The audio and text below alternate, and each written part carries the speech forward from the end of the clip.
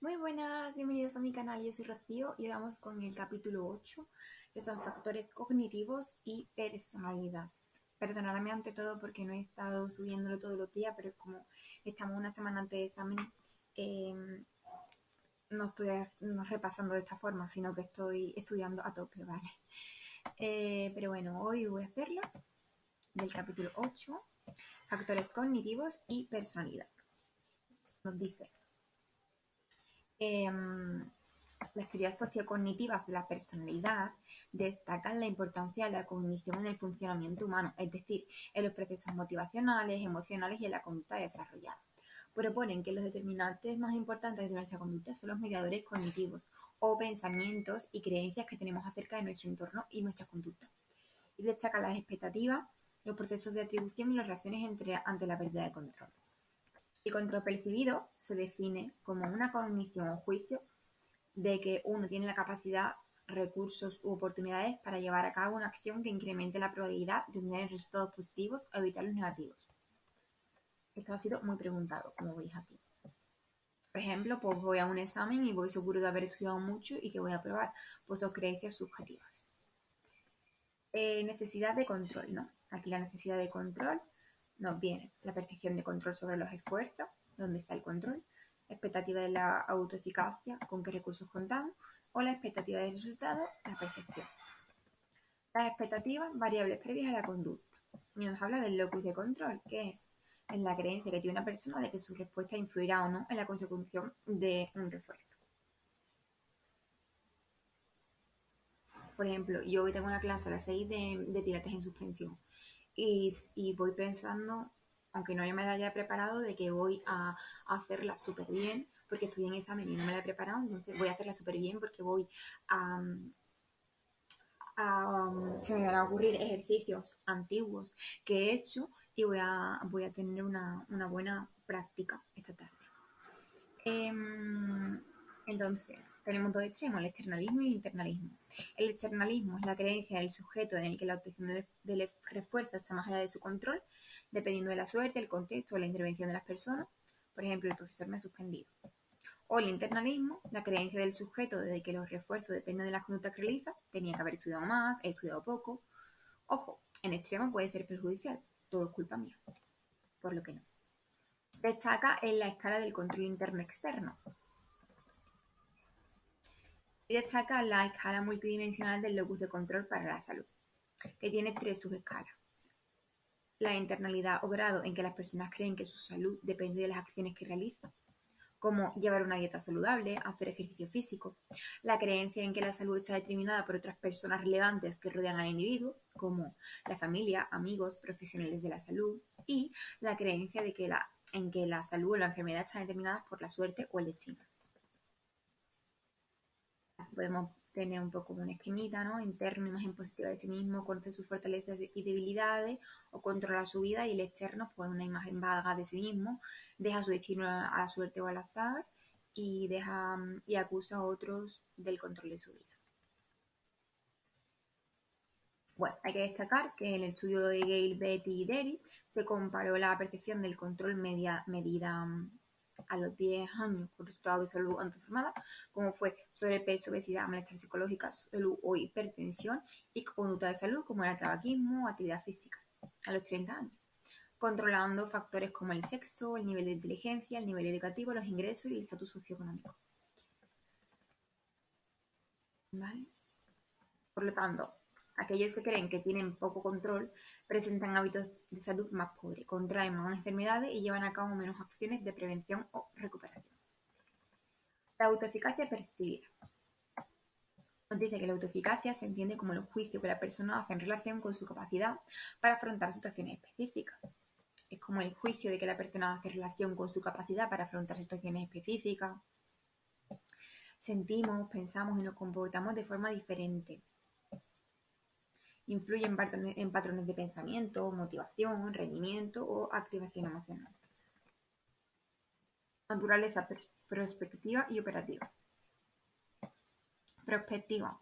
Se siente ya antes de empezar la acción. Y operativa se relaciona se relaciona con la acción y su contextualización. El éxito puede llegar aumentar la autoeficacia y el esfuerzo en tareas futuras, o bien una relajación del mismo. Y el fracaso podría llevar a abandonar la tarea o a continuar esforzándose dependiendo del valor del resultado para la persona, etc. Por ejemplo, las personas que tienen bajas creencias pues seleccionan métodos más difíciles y desafiantes, muestran mayor esfuerzo y persistencia y rendimiento, se aproximan a las tareas con un estado de ánimo más favorable, menos ansiedad y depresión, y afrontan mejor las situaciones negativas o de estrés. Estas son las personas con altas creencias que se comparan con las de bajas creencias, ¿vale? Las creencias de autoeficacia pueden venir de distintas fuentes de información. Por ejemplo, la propia experiencia de éxito o fracaso, o la experiencia vicaria, la persuasión verbal o los estados emocionales y fisiológicos.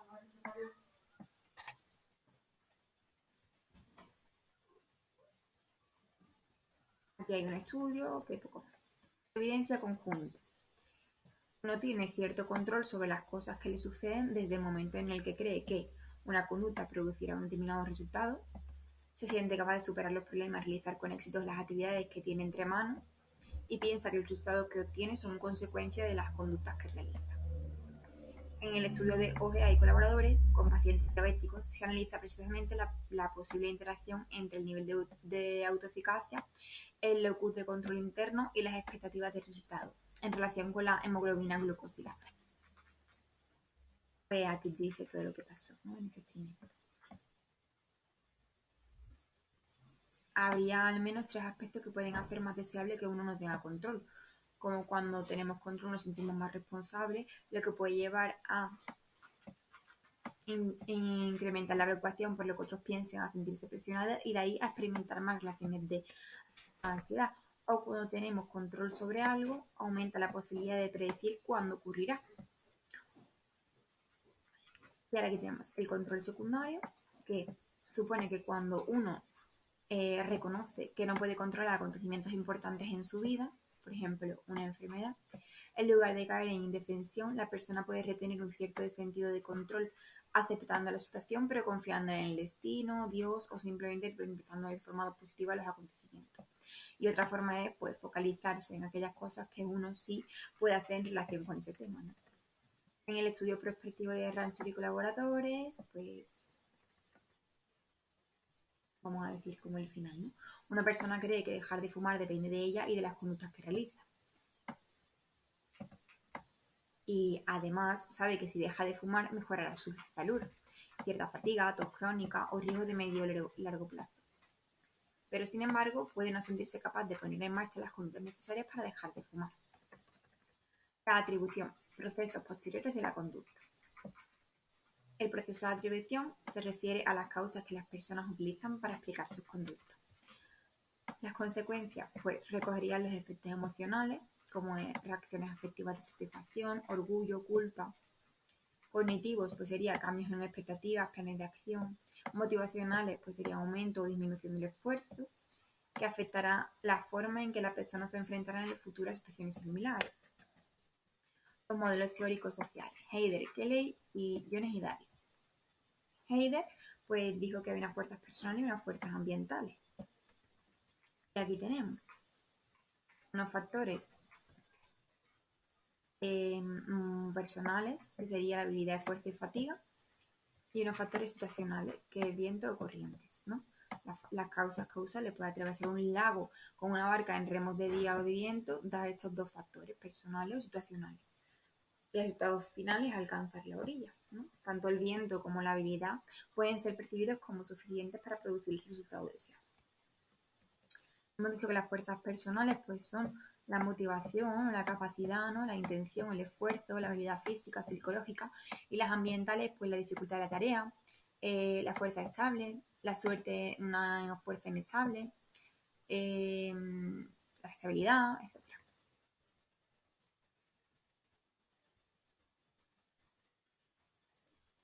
Entonces, supongamos que a una determinada persona le divierte una película. Podríamos plantearnos la siguiente pregunta, como es: ¿la diversión puede atribuirse a la persona? Es decir, ¿se divierte fácilmente cuando ve películas o las propiedades de la entidad se trata de una buena película? Pues aquí Keiji responde a esta cuestión analizando la correlación entre el efecto y los factores causales sobre las entidades, ¿no? Que son las películas, las personas, otros espectadores y la consistencia, que en este caso es la misma persona viendo otras películas. La probabilidad de atribución a la entidad será máxima cuando la persona solo se divierte con esa película, ¿no? Se divierte todas las veces que la ve y las demás personas tienen la misma reacción. Si la persona en cuestión suele dividirse, vea lo que vea, es decir, divertirse vea lo que vea, es decir, su respuesta a la entidad no es distintiva, y si a nadie le divierte esa película bajo consenso, se atribuirá la diversión a características personales de nuestro espectador. Y tenemos causas potenciales, como en las entidades, que son los objetos, estímulos, personas, el contexto, que sería la situación en la que ocurre la acción, y las personas. Tenemos la tabla 8.4, que es el patrón de atribución para las tres atribuciones causales de la teoría de Keiji. La teoría de la inferencia correspondiente de Jones y Davis. Bueno, pues de esta tenemos la tabla 8.5, ¿vale? Os lo leí todo, obviamente. La teoría de Weiner como propuesta integradora, pues sus causas y dimensiones atributivas, ¿no? También es importante el locus de causalidad, que sería el lugar en el que el individuo sitúa la responsabilidad de la acción, con su causalidad interna y externa. La interna sería la capacidad o el esfuerzo y la externa los factores ambientales o propiedades de la tarea. Y la estabilidad, pues es estable o invariante o inestable. El estable es la dificultad de la tarea o la capacidad personal para hacerlo, y la inestable el esfuerzo invertido o la suerte. Y hay una tercera dimensión que es la controlabilidad, con la idea de recoger el grado en que la persona controla las causas de su conducta. La tabla 8.6 es importante. Bueno, pues tenemos unas consecuencias cognitivas, emocionales y motivacionales de la atribución. Desde la teoría del aprendizaje social o desde la teoría de la atribución, ¿vale? La adscripción causal a factores estables produce mayores cambios típicos en las expectativas, es decir, un aumento tras el éxito y disminución tras el fracaso, que la adscripción a factores inestables. Luego, emocionales o afectivas, pues supongamos que una persona recibe un aprobado en un examen, su primera emoción será de alegría.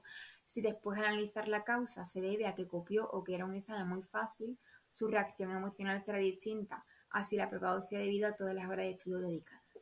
Pues, tenemos la emoción primitiva, que está basada en el éxito o fracaso percibido por emociones dependientes del resultado o independientes de la atribución. Y bueno, pues la controlabilidad se relacionará con las llamadas emocionales sociales como la ira, la piedad, la culpa, la vergüenza, ¿no? La ira como el debería, la piedad como pobre, la culpa como si hubiera, la vergüenza como la falta de capacidad, de esfuerzo. La estabilidad sería más relacionada con consecuencias cognitivas, aunque llevan asociadas emociones como esperanza, si uno cree que en el futuro puede triunfar, o miedo si ve que no puede hacer nada para cambiar su situación, ¿no? Y luego el locus de causalidad, que obviamente pues influye en la autoestima, ¿no? Con el éxito autoatribuido, como la proximidad, la habilidad, el esfuerzo, ¿no? Y bueno, motivacionales, pues hay muchos, nos lo leéis, de Jane, de Mary, Terry y colaboradores, ¿vale? Reacciones ante la pérdida de control. Tenemos un incremento de acción, que sería la reactancia psicológica, donde nos hablan Hammock y Brehm. Esto, bueno, es un experimento que se hizo con los niños y las golosinas. Los parámetros de la reactancia. Nos dice que la cantidad de reactancia que un individuo experimenta está en función de las siguientes variables. Dice que es de la expectativa de que posee libertad para llevar a cabo una determinada conducta, de la fuerza de la amenaza recibida contra la manifestación de esa conducta, de la importancia que tenga para la persona dicha conducta, del grado en que la amenaza afecte por implicación a otras conductas y libertades, o de la legitimidad del agente amenazador, ¿no? Aquí hay un ejemplo que está súper bien, ¿vale? Os lo leéis. Efecto de la reactancia, los intentos de restaurar la libertad. Y hay dos tipos, la directa y la indirecta. La directa es cuando una persona experimenta reactancia, llevar a cabo acciones para restaurar la libertad que le ha sido amenazada. Es decir, si se dice a un adolescente que no vaya con determinado amigo, su forma de restaurar la libertad será pasar más tiempo con él, aunque sea a escondidas. Y indirecta, realizando una conducta que sea de alguna forma equivalente a la amenazada, o bien puede realizar una conducta que demuestre que sería capaz de realizar la amenazada, manteniendo su libertad de acción. Por ejemplo, al niño que se le prohíbe pegar a su hermana, pues restaura su libertad sacando la lengua. O la secretaria que no puede ya tomar café, pero pasa al mismo tiempo llamando por teléfono a sus amistades. Evidencia experimental. Desde la psicología social, pues se ha explicado el efecto que tiene sobre las personas la introducción en el mercado de nuevos productos que cambiarán sus hábitos de conducta. Y bueno, hay un estudio de Mathis y Coles, luego hay uno de Engst y Hanson, luego hay uno de Benz y Wu, que nos habla del efecto boomerang. Esto es cuando la persona actúa en contra de un mensaje coactivo o que ejerce coacción o cambia una actitud o creencia previamente manifestada después de que se produzca una amenaza que limite su libertad de elección. O el estudio de Seaman y colaboradores, que nos hablan de la amenaza clásica, la amenaza social, la reactancia por la presencia de limitaciones o condiciones que impiden el acceso a una conducta previamente libre. ¿Vale? Os lo leéis. Es que si no el vídeo se me hace muy largo. Las respuestas dadas fueron categorizadas por jueces expertos en 3 niveles de reactancia. Poseemos el nivel 1 o bajo, nivel 2 o moderado y el nivel 3 o alto. Aquí tenemos un cuadrito que se supere bien, que nos vienen los 3 niveles con el tipo de amenaza y todo.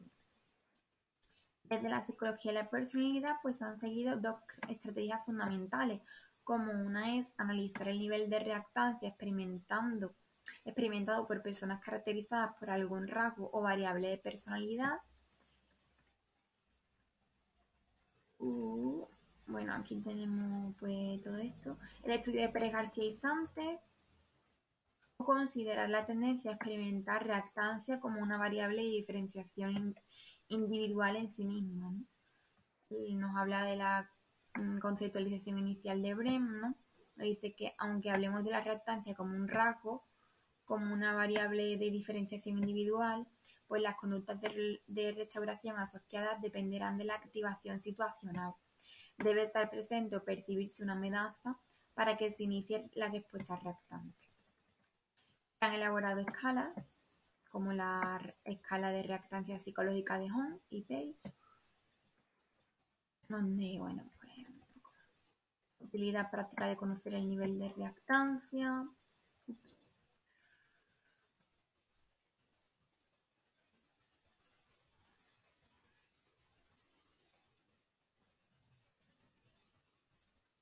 La escala de reactancia terapéutica, que es medir las diferentes individuales en el nivel de reactancia.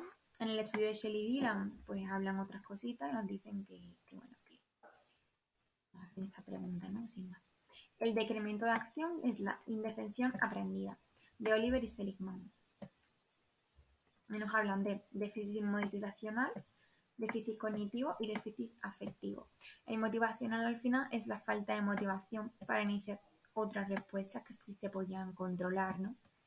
El cognitivo es la dificultad para aprender que su respuesta puede tener efectos sobre otros acontecimientos o situaciones.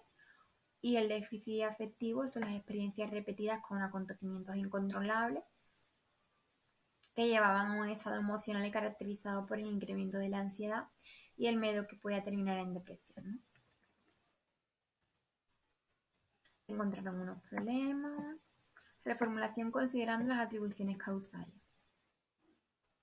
Las atribuciones determinan la formación de las expectativas, la generalización y la intensidad o fuerza de los déficits tópicos de la indefensión.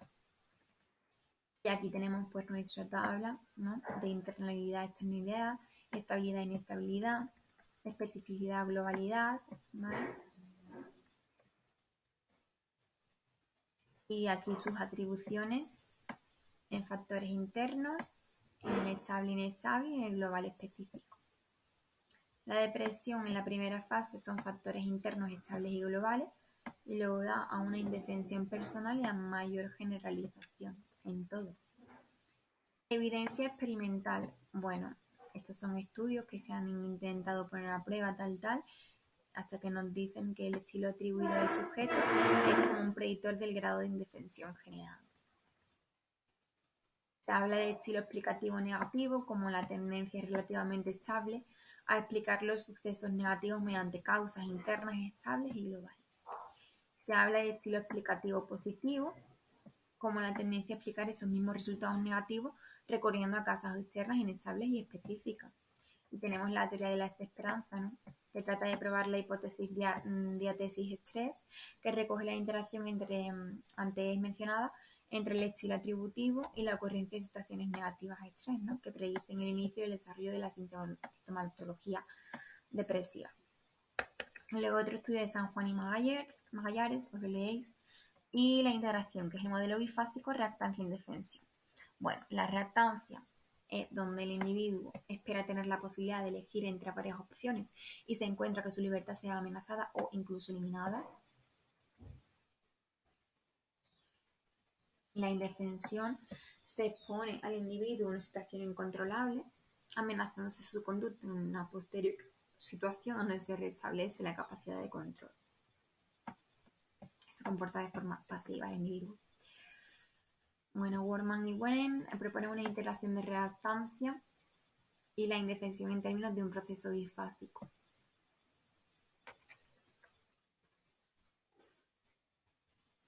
¿Por qué le doy a una cosa? Vale, todo esto lo estudian. Luego, Mikulincer nos habla de las expectativas de control, que manipula dos parámetros mencionados en el modelo bifásico, la cantidad de entrenamiento y las expectativas de control, ¿no? Y aquí pues nos podemos leer todas estas. Y ya ha acabado el tema.